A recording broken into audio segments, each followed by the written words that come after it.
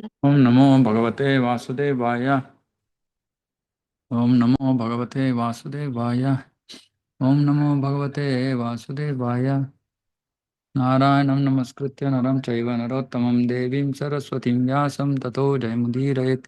नष्टप्रायेषु भद्रेषु नित्यं भागवत सेवया भगवती उत्तमश्लोके भक्तिर्भवति नैष्टिकी। ॐ ज्ञानाञ्जनशलाकया चक्षुरुन्मीलितं येन तस्मै श्रीगुरवे नमः।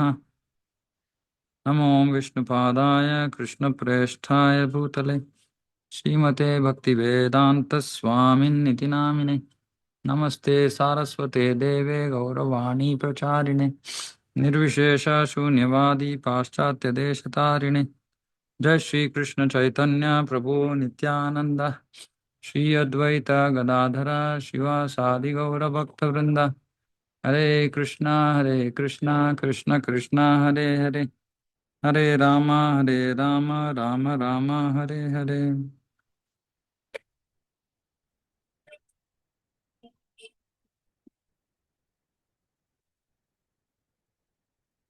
Reading from Srimad Bhagavatam, Canto 9, Chapter 4, Verse 21. Emam sada karma kalapamaatmana paredhi bhagavatya dhokshaje sarvatma bhavam vidadhan mahim imam tannishta viprabhihita shashasaha. In performing his prescribed duties as king, Maharaja Ambarīṣa always offered the results of his royal activities to the Supreme Person of Godhead, Krishna, who is the enjoyer of everything and is beyond the perception of material senses. He certainly took advice from Brahmanas who were faithful devotees of the Lord, and thus he ruled the planet Earth without difficulty. So, Varnashrama, basically following Varnashrama. So, offering results to Krishna, then as a Kshatriya taking advice from Brahmanas and ruling the earth. Purport Bhagavad Gita 5.29 Bhoktaram Yagna Tapasam Sarvaloka Maheshwaram Suradam Sarvabhutanam Gnatva Mam Shantim Ruchati. People are very much anxious to live in peace and prosperity in this material world. And herein, Bhagavad Gita, the peace formula is given personally by the Supreme Personality of Godhead. Everyone should understand that Krishna, the Supreme Personality of Godhead, is the ultimate proprietor of all the planets and is therefore the enjoyer of all activities, political, social, cultural, religious, economic, and so on. And Krishna is the ultimate proprietor of all planets and is therefore the enjoyer of all activities. Mm. So, what does this mean? Whatever we do should be in line with Krishna's expectations, should be as required by Krishna. Now, in Kali Yuga, it's all topsy-turvy. Whatever we do is mostly for our sense gratification only. Companies produce products which are for our sense gratification. Political, sense gratification. Cultural, sense gratification. Social, sense gratification. Religious, sense gratification. So nothing is actually done for the pleasure of Krishna, no? Which is why modern, Kali Yuga, so much of suffering. Because we are not doing it for Krishna. And then we might wonder saying that how come Maharaja Ambarish was able to do? See, this is the beauty of Prabhupada always says, that he said, I personally don't like democracy. Because he said it is demon crazy. Um, so monarchs who are Rajarshis, who are trained in Gurukul, they used to know that their representatives, king is Naradeva, they're representatives of the Supreme Lord, and that the whole creation is meant for his pleasure. So they used to organize the kingdom in such a way that every activity being done eventually is for the pleasure of Krishna. Now, how can we do everything for the pleasure of Krishna? Just following Varnashrama is for the pleasure of Krishna. So, in Varnashrama, when we do our vritti, dharma. Just following the principles given in Shastra pleases Krishna. And of course, then because the scope for sense gratification was so less, people never used to do things for sense gratification, but just as a matter of duty. For example, if somebody is working, in the field, then they are doing that for Krishna's pleasure, because food produced will be offered to Krishna. Uh, Even if there's a cobbler, he is doing everything as service to people who are using it in Krishna's service. So pretty much everything which was being done was for Krishna's service. And king used to rule, the principles used to follow, everything used to be for the pleasure of the Supreme Lord. So it used to be very, very easy. But Kali Yuga, because leaders have no idea, and obviously the system that they have created cannot be for the satisfaction of Krishna, it's only for their satisfaction. So it obviously creates problems even for the citizens, which is why we need a Krishna conscious leader, who is not worried about votes. Only then these things can be put in practice. Anyway, as far as possible, at least as devotees, we should try to do everything for Krishna's pleasure, in the sense our vritti is not going to be pure, for sure, but at least the outcome of the vritti should be used in Krishna's service. And yesterday I was I was just thinking, even as devotees, I feel sorry to say this, but most devotees are not even offering 5% of their earnings to Krishna. Fortunately or unfortunately, I know who's who's contributing what in the service of Krishna, and some are following because of my instructions. They're doing certain amounts. They've asked me, and then I've told them. But mostly devotees are doing less than 5%. Less than 5%. Clearly, there are very few who are doing 5 to 10%, but yeah, mostly everybody is less than 10%. And it's not that our house expenses are so much that we can't do the 10% to Krishna. It's just that we are afraid. We don't have faith in Krishna. We are protecting our own future. And this itself is recipe for, this shows that we are not surrendered. Mm. I don't want to take obviously any names, but now somebody who's earning 1 lakh rupees a month, if he gives 1,000 rupees to Krishna, what is it? What is it? So we are not doing vritti as per Krishna. We are not offering results as required by Krishna. How can we become devotees? So obviously then we are under pressure. We are worried, we are tensed, we have so many problems to deal with. Why? Because we are not living as per Krishna's requirements. If we live as per Krishna's requirements, Krishna will take care. That is the assurance he's giving. You follow my principles, my rules, I will take care of you. Why are you worried? Anyway, my job is to keep telling. And it's up to devotees to follow. Of course, it's not a generalization. There are so many devotees who are doing nice, seva. Um, but I think there is scope. There is scope for doing more without being worried about future. And see, Rupa Goswami did not say that don't worry about your future. He did not say that. He said you keep 25% as emergency, but we keep more than 70% for emergency. That's our problem. Right? Which basically means that we don't have faith in Krishna. Okay, then, yeah, we have loans. Still, we should try. We should try as much as possible. Lord has given perfect advice in Bhagavad Gita, and Ambarīṣa Mahārāja, as the ideal executive head, ruled the entire world as a Vaishnava, taking advice from Vaishnava Brahmanas. Now, this also, we have to take advice.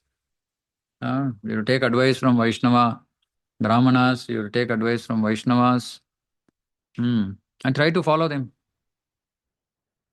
The Shastras enjoin that even though Brahmana may be well versed in the occupational Brahminical duties and may be very learned in Vedic knowledge, he cannot give advice as a guru until he's a Vaishnava. Shat karma nipuno vimpro, mantra tantra visharadha, avaishnavo guru nasyat, vaishnava svapacho guru.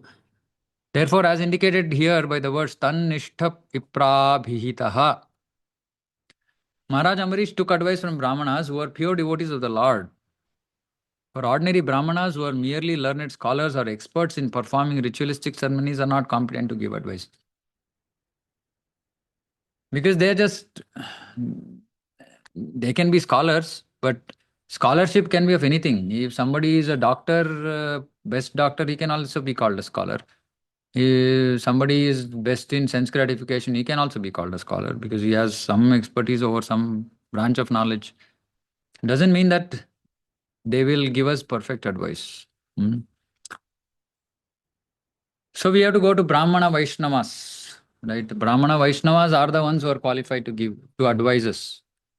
And unfortunately, I heard something saying that Brahmana Vaishnavas are now going demigod route.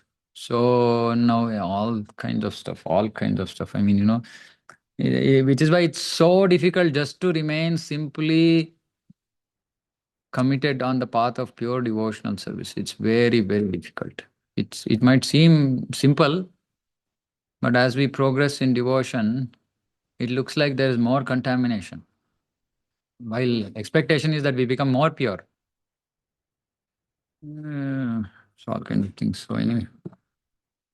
In modern times, there are legislative assemblies whose members are authorized to make laws for the welfare of the state. But according to this description of the kingdom of Maharaja Ambarīṣa, the country or the world should be ruled by a chief executive whose advisors are all devotee Brahmanas. Such advisors or members of the legislative assembly should not be professional politicians, nor should they be selected by the ignorant public. So it said that they are elected, they are not selected, or rather the other way around. Okay, they are not elected, they are selected by superior authorities. Like for example, Indra, all these demigods, they are selected by the Supreme Lord.